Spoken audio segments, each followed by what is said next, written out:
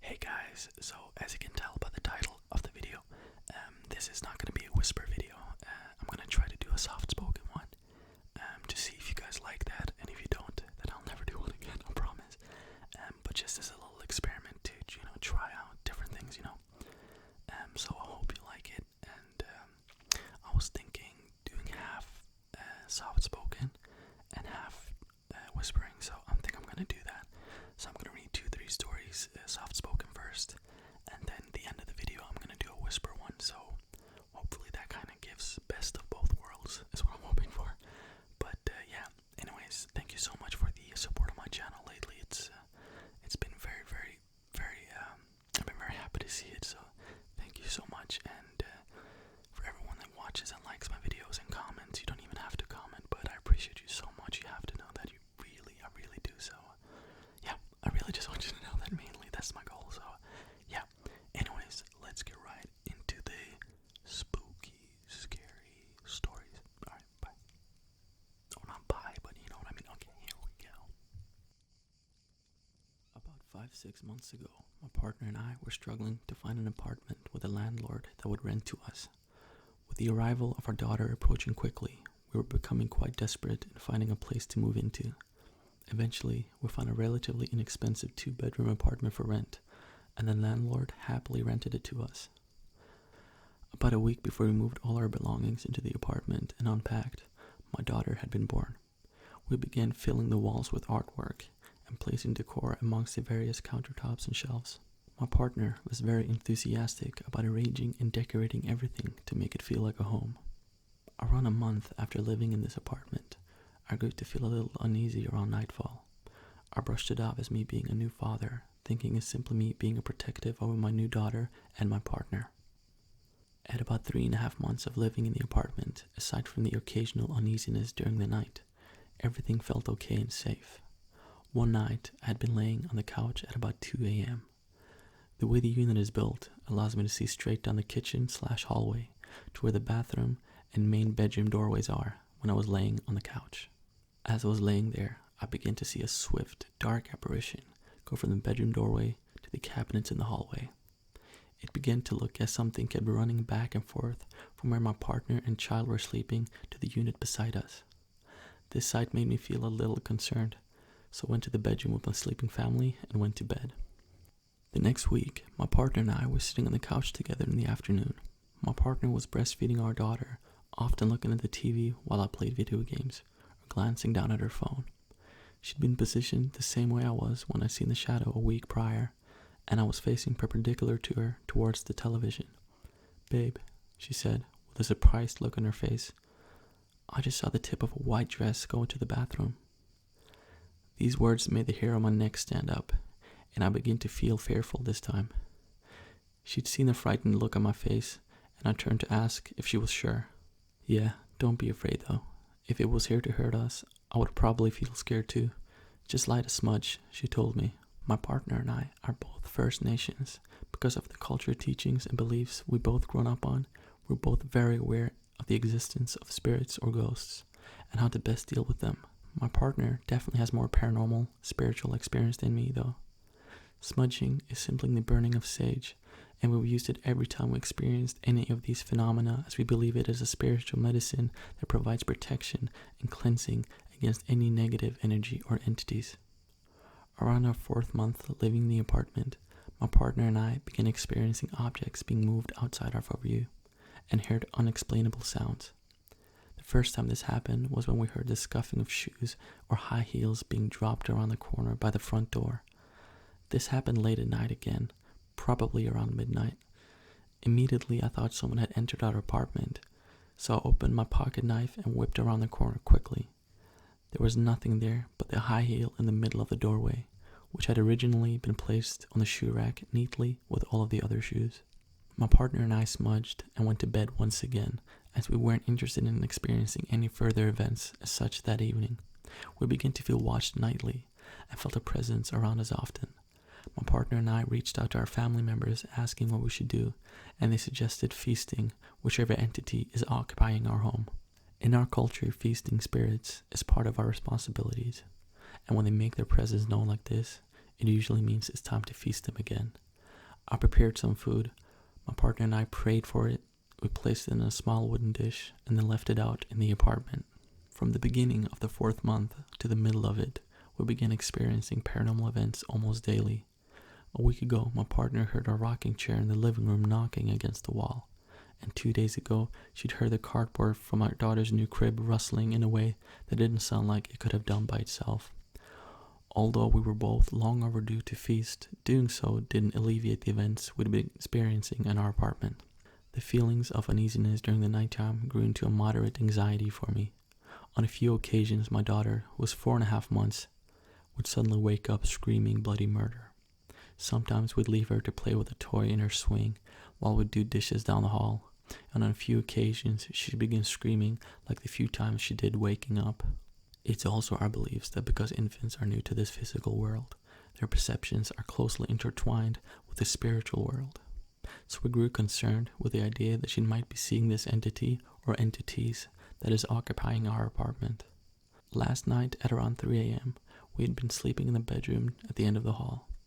In the next room over, my laptop began playing a YouTube video on full volume.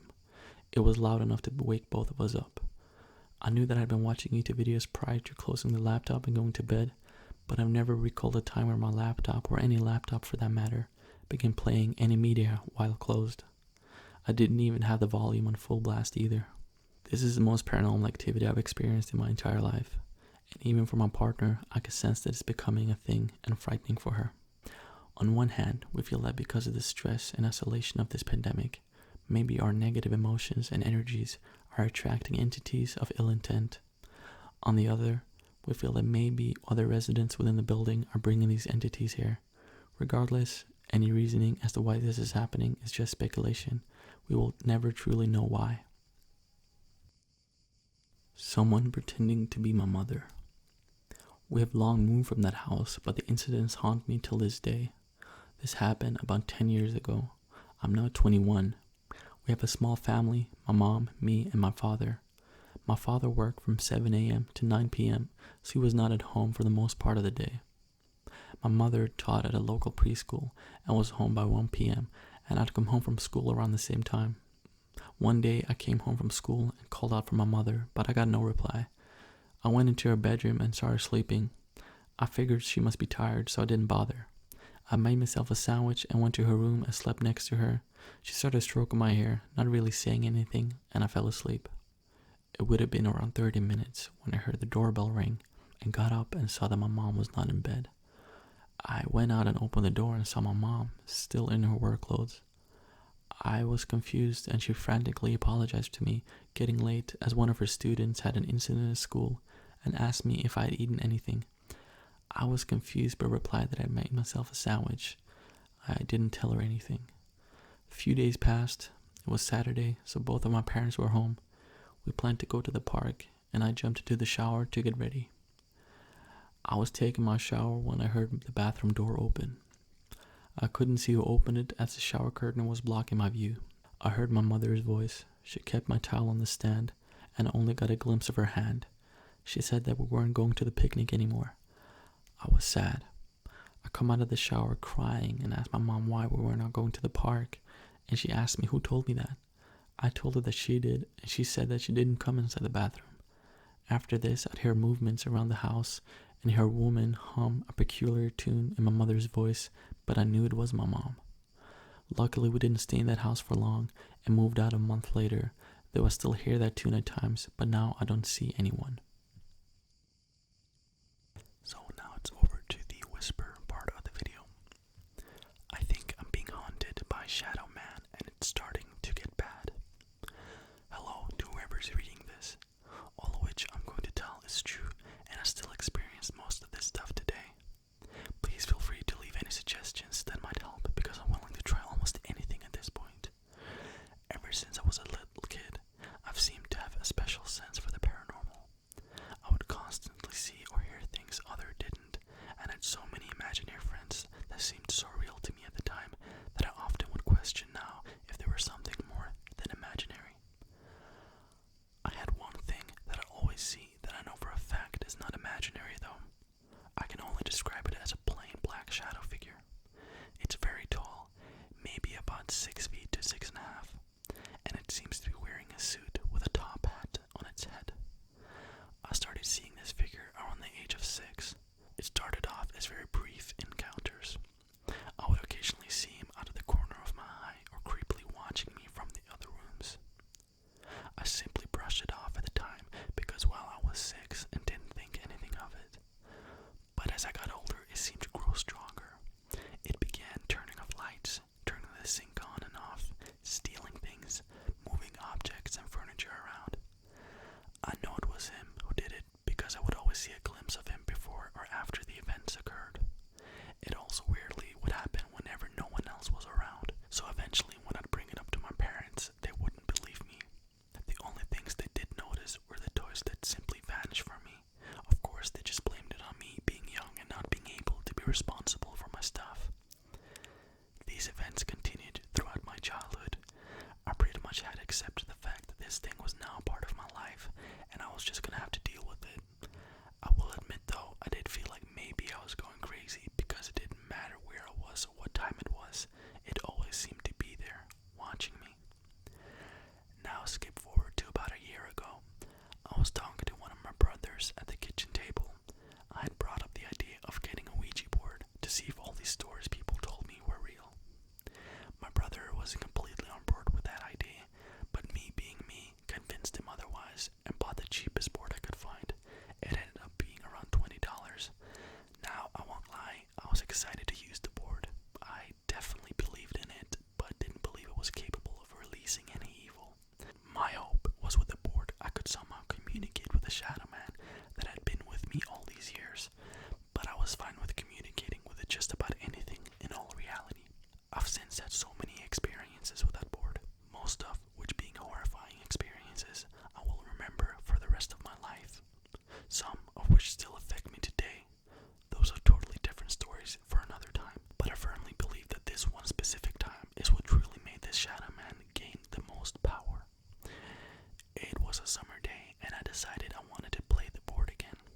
I asked my brother if he'd play it with me because I knew I wasn't supposed to play alone. Of course he said no, so I decided screw it and just played it by myself. I brought the board to the basement, which is where I'd usually set it up. I put up 4 white candles and unboxed the board. I then lit all 4 candles and turned off the lights before beginning. I wasn't expecting much to happen because I was all by myself and didn't think I'd have enough energy, but man was I wrong. It didn't take long before the board responded to me by aggressively moving the planchette to yes when I asked if anything was there. I politely then asked what their name was, which responded with, "You already know me." Confused, I continued to question whatever it is, thinking maybe it was a relative who had passed. But then it clicked. All the answers made sense. It was the Shadow Man. After all these years, he had finally decided to talk to me. I asked if it was him to confirm my suspicion, in which he replied with a strong yes. I began to feel the energy in the room change. Everything got cold and goosebumps ran up my arm. I got this gut-wrenching feeling of dread and fear. It no longer felt like I was alone. I looked up in front of me, and to my horror, there's a Shadow Man, but closer to me, closer than he's ever gotten before. If I really wanted to, I could have reached out and touched him. Horrified, I quickly tried moving the planchette to goodbye, only to be met by a strong force pushing it back. I pushed with all my strength, trying to move the planchette to goodbye, but it continuously moved back with forceful pushes that were strong enough to shove the planchette off the board. I was trying not to let it know I was afraid. For one of the first time, this entity that had been following me for almost all my life, that had become so used to over the years, made me feel fearful of my life. I was certain at this point I was going to be killed by a ghost right there and right now, and my grave marker was going to be plastered with "Here lies blank, cause of death, Ouija board."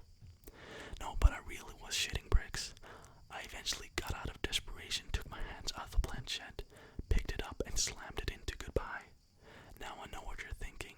You just made the situation 10 times worse by breaking one of the rules of the board and removing your hands. But at the time it seemed like the best option as nothing else was working. After hitting goodbye, I blew the candles out and started quickly putting away the board.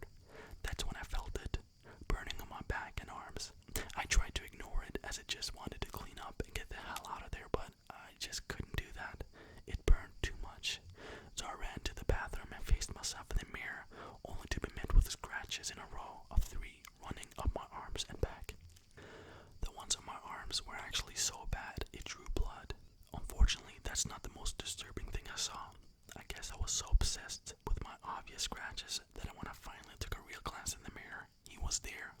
The shadow man himself was there, standing, staring back at my reflection in the mirror, looking as if he was about to grab me. That's when I booked it. I had finally gotten the bright idea to run out of my basement door, screaming bloody murder, probably looking like a complete wacko in the process. I refused to go back into the house until way after dark when it began to rain and I was forced in. It was only then I showed my parents the scratches and mess downstairs when they did somewhat start to believe me, but not completely. To put it short, I was a mess, and had to spend the next few weeks with band-aids on my arms. Things got worse than they had ever been in my life. The shadow man remained physical, and over the next few months I would wake up with bruises and scratches on my body. My dog, which I used to sleep with in my room, would wake up to bark and growl at what appears to be nothing in the middle of the night. I constantly woke up feeling like something was on top of me, choking me. Then sometimes in the morning there'd be marks in the shape of handprints around my neck. It always seemed to be the worst when I was alone though. Once I was home alone, I was pushed from the top of my stairs, ended up escaping with painful but minor injuries.